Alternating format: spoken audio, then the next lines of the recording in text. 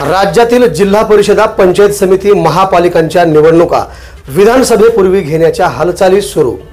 लोकसभा निवडणुकीचा निकाल 4 जूनला लागल्यानंतर सप्टेंबर महिन्यात स्थानिक स्वराज्य संस्थांच्या निवडणुका घेण्यासाठी महायुतीकडून हालचाल सुरू झाल्याचे विश्वसनीय वृत्त आहे। शिवाय ओबीसी आरक्षणानंतर 12 जुलै रोजी सर्वोच्च न्यायालयात सुनावणी असून त्यात निकाल येण्याची दाट शक्यता आहे। ऑगस्ट अखेर किंवा महापालिका, जिल्हा परिषदेसह पंचायत समितीच्या निवडणुकांचे बिगुल वाजण्याची दाट शक्यता आहे। तसे झाल्यास राज्यभरातील जिल्हा परिषद निवडणूक लढवण्यासाठी इच्छुक असलेल्यांना पुन्हा बळ मिळणार असून ते निवडणुकीच्या तयारीला लागतील। आधी कोरोनाचे निमित्त, मग प्रभाग पद्धतीत बदल, नंतर सत्ता बदल, पुन्हा प्रभाग पद्धतीत बदल, त्यातच ओबीसी आरक्षणाचा मुद्दा आणि त्यावरून सुरू असलेली न्यायालयीन लढाई। त्यामुळे गेल्या 4 ते 4.5 वर्षापासून महाराष्ट्रातील स्थानिक स्वराज्य संस्थांच्या निवडणुका सातत्याने लांबणीवर पडत आहेत। महापालिका किंवा जिल्हा परिषदेमध्ये पदाधिकारीच नसल्याने नागरिकांना अनेक समस्यांचा सामना करावा लागत आहे। त्या भागातील विकास कामावरही त्याचा मोठा परिणाम जाणवत आहे।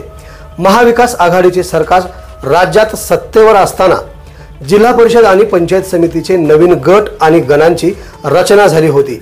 त्याचबरोबर महापालिकांच्या निवडणुकांची तयारी बऱ्यापैकी पूर्ण करण्यात आली होती। यामध्ये कोल्हापूर महापालिकेची प्रभाग रचना करण्यात आली। याचबरोबर आरक्षण सोडतीची प्रक्रियाही 3 वेळा करण्यात आली। त्यानंतर कोविडमुळे निवडणुका पुढे ढकलल्या।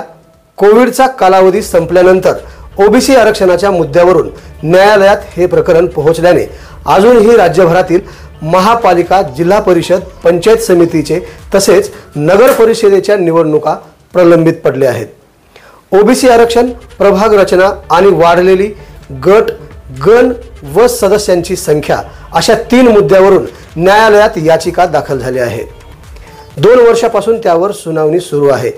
जुलै महिन्यात पुन्हा या प्रकरणी सुनावणी होणार असून यामध्ये अंतिम निर्णय होण्याची दाट शक्यता वर्तविण्यात येत आहे। दरम्यान राजकीय स्थितीचा अंदाजा घेत राज्यात सत्तेवर असलेल्या महायुती सरकारनेही स्थानिक स्वराज्य संस्थांच्या निवडणुकांसाठी फारसा रस दाखवला नाही। परिणामी कोल्हापूर महापालिका, जिल्हा परिषदेसह राज्यभरातील अनेक स्थानिक स्वराज्य संस्थांच्या निवडणुका होऊ शकल्या नाहीत। परिणामी कोल्हापूर महापालिकेत गेल्या 4.25 वर्षापासून प्रशासक राज सुरू आहे। राज्यातील महापालिका, जिल्हा परिषदमध्ये कमी अधिक कालावधीसाठी प्रशासकांच्या हातात कारभार आहे।